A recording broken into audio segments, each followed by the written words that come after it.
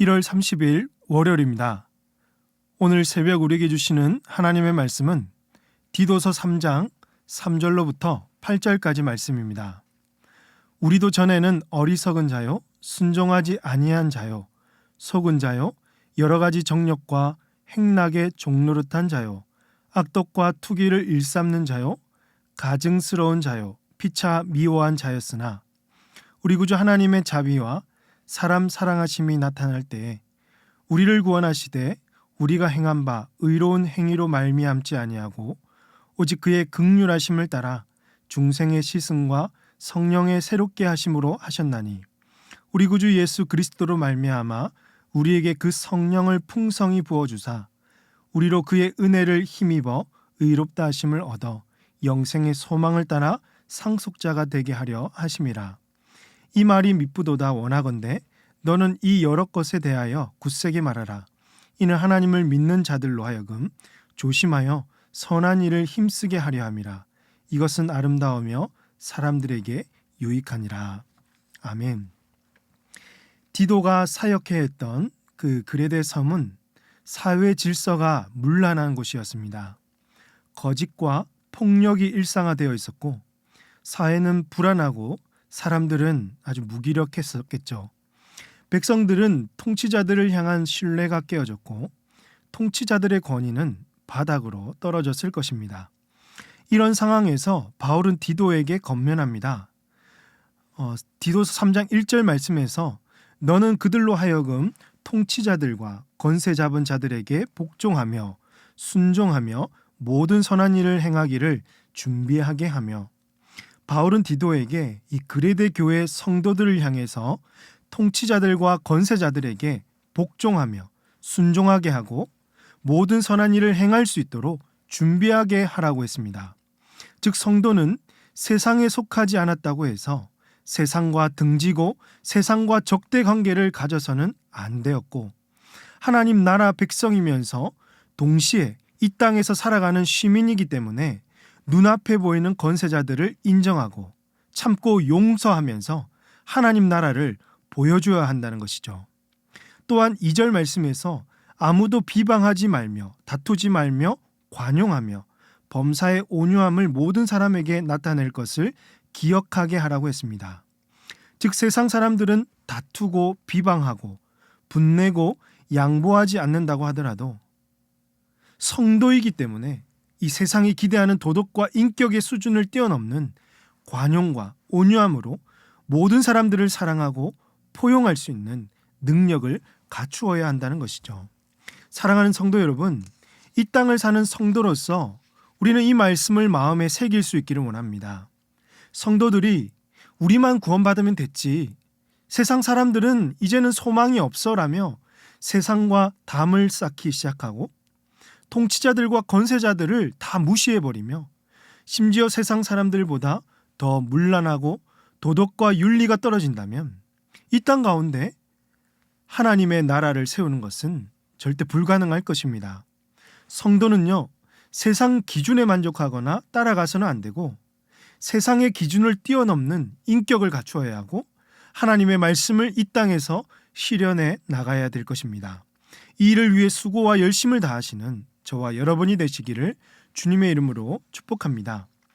이어서 바울은 그레데 성도들이 이렇게 열심을 다해 살아야 될 그 근본적인 이유에 대해서 알려주고 있는데요. 먼저는 바울 자신도 구원받기 전에는 세상 사람들과 다를 바가 없었다라는 것입니다. 디도서 3장 3절 오늘 본문 말씀에서 우리도 전에는 어리석은 자요, 순종하지 아니한 자요, 속은 자요, 여러 가지 정욕과 행락에 종노릇한 자요, 악독과 투기를 일삼는 자요, 가증스러운 자요, 피차 미워한 자였으나, 바울 자신을 포함해서 이 성도들이 구원받기 전에는 똑같이 어리석었고 순종하지도 않았으며 정욕과 쾌락을 즐겨 행했던 가증스러운 자였지만 지금은 어떻게 되었죠? 5절입니다. 우리를 구원하시되, 하나님께서 우리를 구원해 주셨다는 것입니다. 이는 우리가 무엇을 행했기 때문에 우리가 구원을 받을 만한 어떤 자격이 있었기 때문이 아니라 5절 계속 보시면 오직 그의 긍휼하심을 따라 중생의 시승과 성령의 새롭게 하심으로 하셨나니라고 했습니다. 즉 구원은 오직 하나님의 긍휼하심, 은혜에 달려 있습니다. 우리가 아무리 의롭게 산다고 하더라도 남들보다 뛰어난 재능과 학벌과 능력이 있다고 할지라도 우리가 아무리 발버둥을 친다고 해도 하나님의 의의 기준에 절대 미칠 수 없고 스스로 구원할 수 없습니다. 오직 하나님의 긍휼하심만이 죄인들을 구원하실 수 있습니다.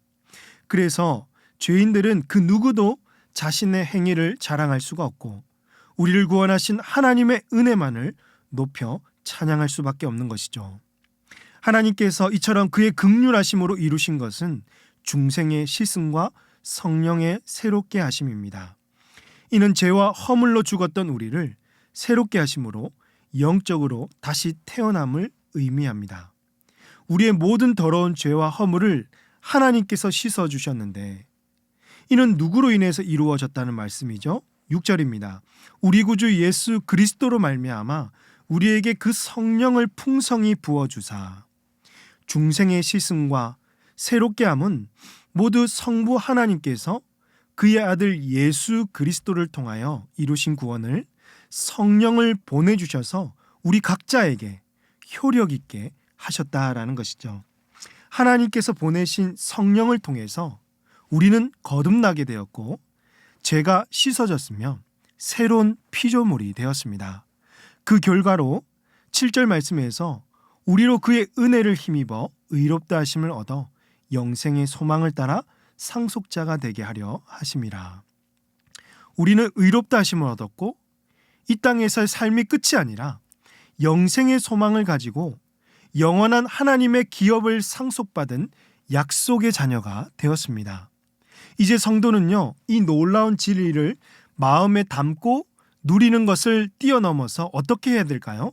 8절 말씀입니다. 이 말이 미쁘도다. 원하건대 너는 이 여러 것에 대하여 굳세게 말하라. 이는 하나님을 믿는 자들로 하여금 조심하여 선한 일을 힘쓰게 하려 함이라. 이것은 아름다우며 사람들에게 유익하니라 라고 했습니다. 확신을 가지고 진리를 담대히 선포하고 복음을 증거하는 증인의 삶을 살아가라는 것입니다.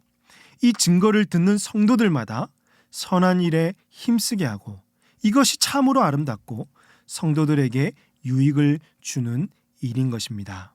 말씀을 정리합니다.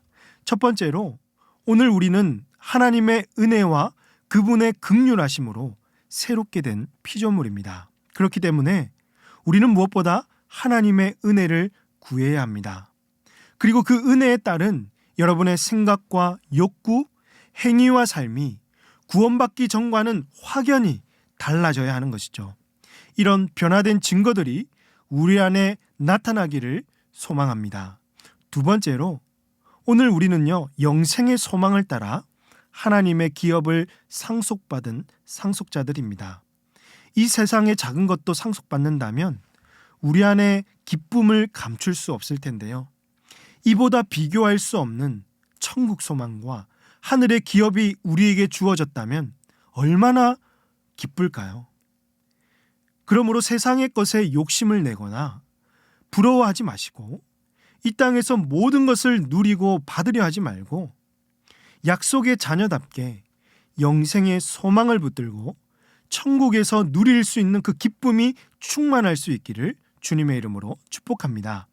마지막 세 번째로 받은 구원과 은혜를 세상으로 나아가서 굳세게 증거하고 그 증거를 통해서 믿는 성도들이 선한 일에 힘쓰며 또 믿지 않는 영혼들도 주님께로 돌아오는 아름다운 역사가 우리 안에 임할 수 있기를 주님의 이름으로 축복합니다. 기도하겠습니다. 하나님 아버지, 허물과 죄로 죽었던 저희들을 구원해 주시고 새로운 피조물 되게 하신 은혜에 감사합니다. 우리에게 베푸신 은혜를 늘 기억하며 은혜 받은 자다운 생각과 욕구, 행위와 삶이 나타나게 하여 주시옵소서. 이 땅에서 많은 것을 누리고 싶을 때가 많은데 이런 욕구들이 사라지게 하시고 영생의 소망과 하늘의 기업을 상속받는 약속의 자녀임을 믿고 이 놀라운 소식을 세상에 나가서 굳세게 증거하는 복음의 증인들이 다 되게 하여 주시옵소서. 이 모든 말씀을 우리 구주 예수님의 이름으로 기도하옵나이다. 아멘. 오늘 말씀을 기억하시며 기도하시고 주간 기도 제목에 따라서 부산과 민족, 성도들의 한 주간의 삶을 위해서 기도하겠습니다. 부산과 이 수영 지역에 복음이 증거되며 구원받는 영혼들이 넘치도록 한국교회 지도자들과 한국교회 부흥을 위해서 우리 성도들 늘 주신 말씀 붙들며 복음의 증인으로 살아갈 수 있도록 이 시간 합심해서 기도하도록 하겠습니다. 기도하십니다.